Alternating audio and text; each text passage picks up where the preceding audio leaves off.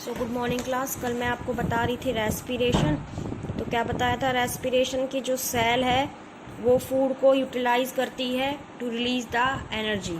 तो क्या लिखेंगे, oxidation of the assimilated food, oxidation of assimilated food. और कौन सा food, glucose, to release energy, to release energy called respiration. क्या कहते हैं उसे, रेस्पिरेशन। तो मैंने आपको बताया था respiration can be of the 3 type on the basis of the supply of oxygen. तो हमेशा रेस्पिरेशन में जो फर्स्ट स्टेप होगा वो होगा ग्लूकोज।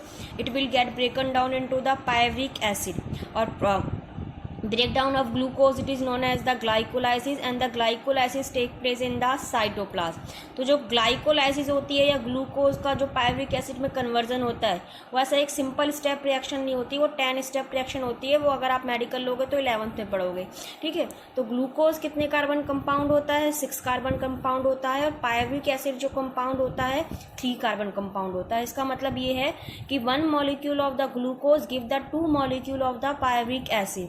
अब ये जो पायरिक एसिड है आगे जाके प्रोडक्ट क्या बनाएगा और एनर्जी हाई रिलीज होगी या लो रिलीज होगी वो डिपेंड करता है सप्लाई ऑफ ऑक्सीजन में, ऑक्सीजन पर।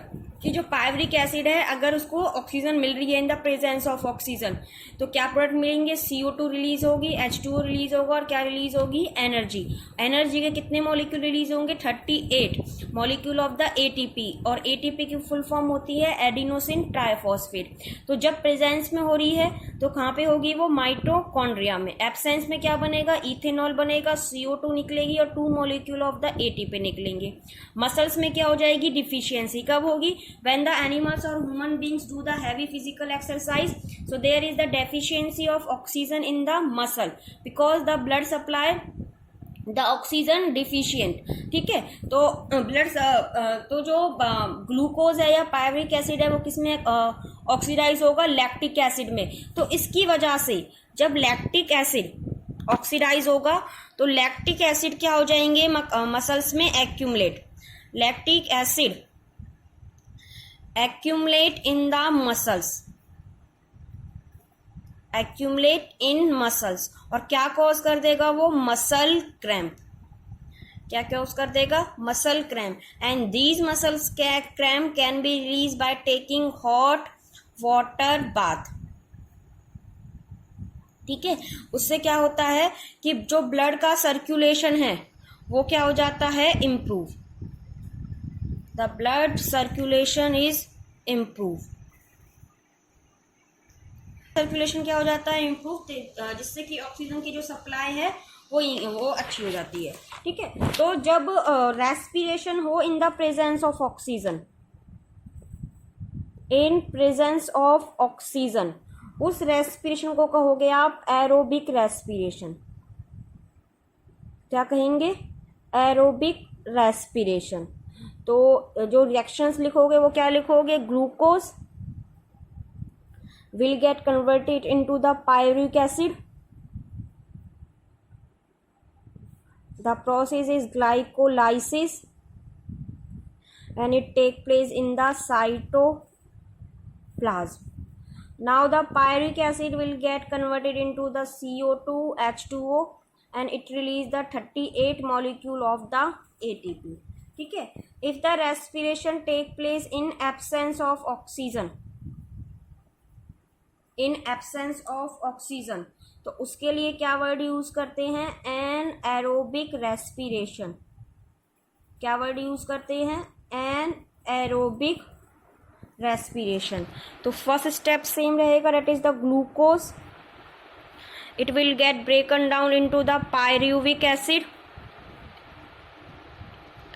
pyric acid will get broken down into the ethanol, it release the CO2 and the 2 molecule of the ATP। तो ये जो पायरिक रिएक्शन है ये क्या हो रही है, ईस्ट में। एनएरोबिक रेस्पिरेशन कहाँ पे हो रही है, ईस्ट में। और जबकि एरोबिक जो रेस्पिरेशन है वो कहाँ पे हो रही है, माइटोकॉन्ड्रिया में, ठीक है। डेफिशिएंसी के लिए लिखेंगे तो आगे क्या लिख देंगे कि मसल्स में क्या होगा, लैक्टिक एसिड बन जाएगा और कितने मॉलिक्यूल ऑफ एटीपी निकलेंगे, 2 मॉलिक्यूल। ठीक है, तो ये है रेस्पिरेशन। अब जो प्लांट में जो गैसियस एक्सचेंज होता है, भाई रेस्पिरेशन में हमेशा जो एनिमल्स हैं या प्लांट्स हैं या इंक्लूडिंग ह्यूमन बींग्स हैं, उनमें जो रेस्पिरेशन होता है वो क्या होता है, एरोबिक। किसकी प्रेजेंस में होता है, in the presence of oxygen. तो एक प्रॉपर सिस्टम होता है रेस्पिरेशन के लिए, उसके लिए वर्ड यूज करते हैं ह्यूमन रेस्पिरेटरी सिस्टम। ठीक है, और वो एनिमल्स जो होते हैं, आपको पता है हमेशा कौन सी गैस इनहेल करेंगे, O2, और कौन सी गैस एक्सहेल करेंगे, CO2। मतलब हम कौन सी गैस लेते हैं, ऑक्सीजन, और कौन सी गैस रिलीज करते हैं, CO2। लेकिन प्लांट के केस में थोड़ा केस ओवर रिवर्स है। कैसे कि अगर प्लांट परफॉर्म कर रहा है फोटोसिंथेसिस, क्या परफॉर्म कर रहा है प्लांट, फोटोसिंथेसिस, तो आपको पता है फोटोसिंथेसिस में प्लांट कौन सी गैस लेता है, CO2, और कौन सी गैस रिमूव करता है, O2। ठीक है, लेकिन प्लांट्स क्या परफॉर्म करते हैं, रेस्पिरेशन भी परफॉर्म करते हैं। ऐसा नहीं होता प्लांट्स में रेस्पिरेशन नहीं होती, तो रेस्पिरेशन में रिवर्स हो जाएगा। कौन सी गैस लेंगे, O2, और कौन सी गैस रिमूव आउट होगी, CO2। इसका मतलब ये है कि प्लांट्स में गैसियस एक्सचेंज में O2 बाहर निकल रही है या CO2 बाहर निकल रही है, वो किस पे डिपेंड है, प्लांट्स की एक्टिविटी पे, कि कौन सा प्रोसेस हो रहा है। तो डे टाइम में प्लांट्स क्या परफॉर्म करते हैं, फोटोसिंथेसिस। ऐसा नहीं होता कि रेस्पिरेशन नहीं होता, रेस्पिरेशन होता है, लेकिन rate of the photosynthesis is higher as compare to the respiration. कब, डे टाइम में। तो कौन सी गैस रिलीज होगी, O2 रिलीज। ठीक है, and some amount of the O2 is also use in the respiration. But in the night जो plant है, ठीक है, इन द नाइट जो प्लांट है वो क्या परफॉर्म कर रहे हैं, रेस्पिरेशन। तो कौन सी गैस निकलेगी, CO2। कौन सी गैस निकलेगी, CO2। इसलिए कहते हैं रात को पेड़ों के नीचे नहीं सोना चाहिए, क्योंकि ये जो CO2, जो प्लांट रात को क्या परफॉर्म करते हैं, रेस्पिरेशन, और कौन सी गैस निकलती है, CO2 निकलती है। ठीक है, तो जब डे में भी प्लांट रेस्पिरेशन परफॉर्म कर रहे हैं, कि लेकिन रेस्पिरेशन की रेट क्या है, कम, और कौन सी गैस निकल रही है, CO2। तो ये CO2 भी यूज हो जाती है बाय द फोटोसिंथेसिस। इसलिए डे टाइम में प्लांट जो है वो क्या रिलीज नहीं करते हैं, CO2 रिलीज नहीं करते, क्योंकि डे टाइम में प्लांट रेस्पायर कर रहे हैं और CO2 गैस निकल रही है, लेकिन वो CO2 गैस प्लांट खुद ही यूज कर लेता है, क्या परफॉर्म करने में, फोटोसिंथेसिस परफॉर्म करने में। ठीक है, तो ये है प्लांट्स के केस में। ठीक है, अब प्लांट्स में क्या होता है कि प्लांट्स में एक कॉम्प्लेक्स रेस्पिरेटरी सिस्टम नहीं होता। Plants do not have complete respiratory system, जैसे ह्यूमन बींग्स में होता है या एनिमल्स में होता है। Do not have complete respiratory system. ठीक है, क्यों, क्योंकि जो प्लांट्स के ऑर्गन है ना, वो अपना मतलब जो ब्रीथिंग एक्सचेंज है वो खुद ही करते हैं। बहुत थोड़ा बहुत जो है वो प्लांट एक्सचेंज मतलब दूसरे पार्ट को देते हैं। फॉर एग्जांपल लीफ में क्या प्रेजेंट होते हैं, स्टोमेटा प्रेजेंट होते हैं, और स्टोमेटा भी किस में हेल्प करते हैं, गैसियस एक्सचेंज में। तो प्लांट्स के जो पार्ट होते हैं वो इंडिपेंडेंटली क्या परफॉर्म करते हैं, गैसियस एक्सचेंज। जबकि एनिमल्स और ह्यूमन बींग्स में क्या होता है, कंप्लीट रेस्पिरेटरी सिस्टम होता है। तो नेक्स्ट पार्ट है स्टेम। तो प्लांट के स्टेम में बार्क के नीचे क्या होते हैं, या बार्क में क्या होते हैं, स्मॉल पोर्स होते हैं, उनके लिए वर्ड यूज करते हैं lenticels. And these lenticels also help in the gaseous exchange. Third one होता है रूट। ठीक है, तो रूट में क्या होते हैं, root hair, and these root hair take the air between the soil particle. और आप कह सकते हो root hair also help in the gaseous exchange. ठीक है, तो ये प्लांट्स का है। तो प्लांट्स में इंडिपेंडेंटली जो प्लांट्स के पार्ट होते हैं वो परफॉर्म करते हैं रेस्पिरेशन। कोई कॉम्प्लेक्स रेस्पिरेटरी सिस्टम नहीं होता कि प्लांट्स में एक पार्ट्स गैस को ट्रांसफर कर रहा है दूसरे पार्ट्स में, ऐसा नहीं होता। ठीक है, नेक्स्ट अगर आप बात करो एनिमल्स की, तो different type of animals having the different respiratory organ.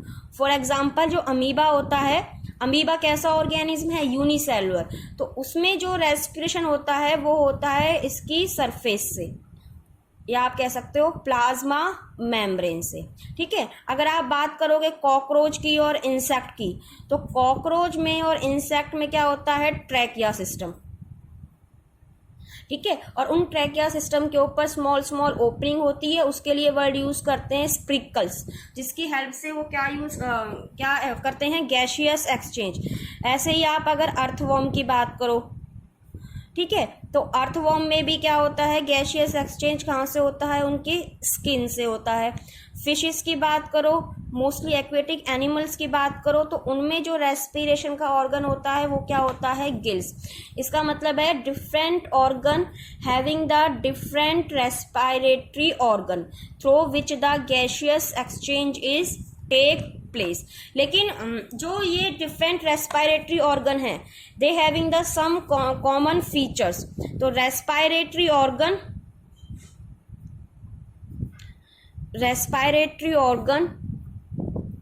Have some common features, चाहे वो फिशेस की बात है, कॉकरोच की बात है, किसी भी एनिमल्स की बात है। तो फर्स्ट फीचर्स क्या होता है, जो भी रेस्पिरेटरी ऑर्गन का सरफेस है वो क्या होना चाहिए, थिन होना चाहिए, डेलिकेट होना चाहिए, पतला होना चाहिए। उसकी जो मेम्ब्रेन है वो कैसी होनी चाहिए, थिन होनी चाहिए। किस लिए, ताकि इजीली डिफ्यूजन हो सके गैसेस का, for the easily diffusion of gases. Surface कैसा होना चाहिए, थिन और delicated. Next, a large surface area होना चाहिए। जो भी रेस्पिरेटरी ऑर्गन है उसका जो सरफेस एरिया है वो कैसा होना चाहिए, लार्ज। लार्ज सरफेस एरिया होना चाहिए ताकि जो गैसेस है वो इजीली डिफ्यूज हो सके रेस्पिरेटरी ऑर्गन में। थर्ड वन है कि जो रेस्पिरेटरी ऑर्गन है वो डायरेक्टली और इनडायरेक्टली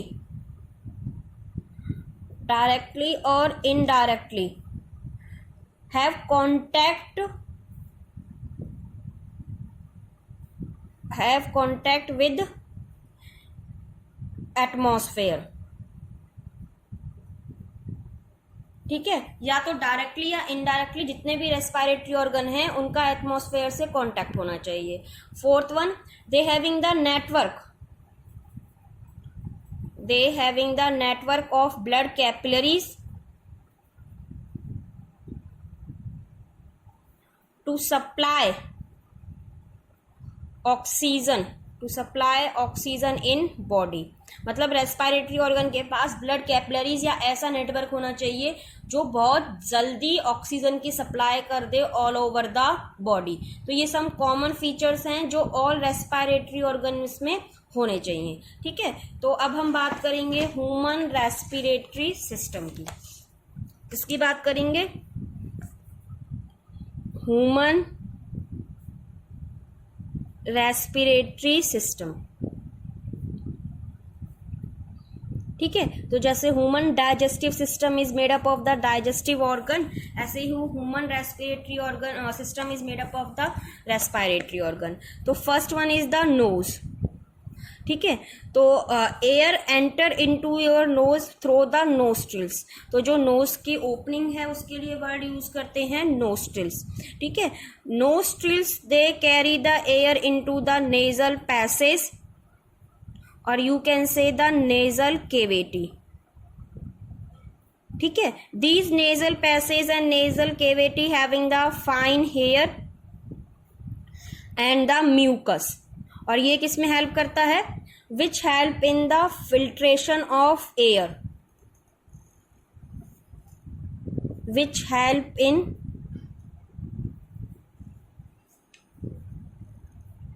फिल्ट्रेशन ऑफ एयर। मतलब जब आप एयर अंदर जाती है तो उसमें जो डस्ट पार्टिकल होते हैं वो किस में ट्रैप हो जाते हैं, हेयर और म्यूकस में, ठीक है। Third part, nasal cavity is open into the pharynx. Pharynx क्या होता है, एक कॉमन ट्यूब होती है, a common tube through which air and food enter, air and food enter, ठीक है। तो फेरिंग्स एक कॉमन ट्यूब होती है जिसके थ्रू एयर और फूड अंदर जाता है, लेकिन फेरिंग्स के भी कुछ पार्ट होते हैं। तो एक पार्ट तो ओपन होता है ईसोफेगस में और दूसरा पार्ट ओपन होता है नेजल केविटी में या आगे जाके ट्रैकिया में, ठीक है। तो next one is the trachea, ठीक है। Trachea you can say the wind pipe, ठीक है। तो pharynx open into the trachea, pharynx open into trachea through लैरिंग्स। तो लैरिंग्स क्या होता है, वॉइस बॉक्स। क्या होता है लैरिंग्स, वॉइस बॉक्स, ठीक है। अब ट्रैकिया जो होता है in the mid chest cavity, बिल्कुल एक स्ट्रेट लॉन्ग ट्यूब होती है और मिड चेस्ट केविटी में रीच करके, in the mid chest cavity it divided into two tubes, into two tubes each in lungs. मतलब जो ट्रैकिया है आपके मिड चेस्ट केविटी तक रीच करेगा और वहां पे चेस्ट केविटी में क्या आ गए हैं, लंग्स। और कितने ट्यूब्स में डिवाइड हो जाएगा, 2। और एक एक ट्यूब किस में होगी, लंग्स में। और उसके लिए वर्ड यूज करोगे आप ब्रोंकाई या ब्रोंकस। क्या वर्ड यूज करते हैं, ब्रोंकाई या ब्रोंकस। अब ये जो ब्रोंकाई और ब्रोंकस हैं ये अगेन डिवाइड हो जाएंगे वेरी वेरी स्मॉल ट्यूब्स में। उसके लिए वर्ड यूज करेंगे ब्रोंक्यूल्स। क्या वर्ड यूज करेंगे, ब्रोंक्यूल्स, ठीक है। अब at the end of bronchioles, at the end of bronchioles, ठीक है, क्या प्रेजेंट होगा, अ बैलून स्ट्रक्चर या air sac. A air sac is present which is known as the alveoli, which is known as the alveoli, and lungs having the approx 300 million alveoli, ठीक है। तो हो क्या रहा है देखिए अब तक, अब डायग्राम में बाद में बताऊंगी, पहले आप ऐसे थ्योरेटिकल समझिए। तो जो एयर है वो किस में जा रही है, नेजल केविटी में, सॉरी नेजल केविटी में, हाँ जी, नेजल केविटीज में किससे, नोस्ट्रिल से। नेजल केविटी में क्या होते हैं, फाइन हेयर एंड म्यूकस होते हैं जो किसमें हेल्प करते हैं, फिल्ट्रेशन ऑफ एयर में, ठीक है। फिर एयर किस में जा रही है, फेरिंग्स में। फेरिंग्स क्या होता है, एक कॉमन ट्यूब होती है जिसके थ्रू एयर भी एंटर करता है, फूड भी एंटर करता है। तो फेरिंग्स का एक पार्ट तो एंटर करता है किसमें, ईसोफेगस में, और एक पार्ट एंटर करता है नेजल केविटी में। नेजल केविटी ओपन करती है फेरिंग्स के उस पार्ट में, ठीक है। नेक्स्ट है ट्रैकिया। तो ट्रैकिया क्या होता है, विंड पाइप होता है। फेरिंग्स ओपन करता है ट्रैकिया में थ्रू द लैरिंग्स। मतलब ट्रैकिया के ऊपर क्या प्रेजेंट होता है, लैरिंग्स, जिसे आप कहते हो वॉइस बॉक्स, जहां से क्या प्रोड्यूस होती है, साउंड। अब ट्रैकिया क्या पहुंच जाता है, mid of the chest cavity तक, और डिवाइड हो जाता है 2 ट्यूब्स में। उसके लिए वर्ड यूज करते हैं ब्रोंकाई। ब्रोंकाई अगेन डिवाइड होती है स्मॉल स्मॉल ट्यूब्स में। उसके लिए वर्ड यूज करते हैं ब्रोंक्यूल्स। और हर ब्रोंक्यूल्स के बिल्कुल लास्ट में क्या प्रेजेंट होता है, एलिवोलाई। एंड देखो अब तक देखोगे तो क्या हो रहा है, एयर ओनली पास हो रही है from the one respiratory organ to the another. लेकिन जब एलिवोलाई में जाएगी तो एलिवोलाई के सराउंड में क्या होती हैं, blood capillaries. Alveoli are surrounding by the blood capillaries, ठीक है। और एलिवोलाई क्या होती हैं, these are the site of exchange of gases. क्या होती हैं वो, these are the site of exchange of gases. तो अगर आप डायग्रामेटिकली देखो तो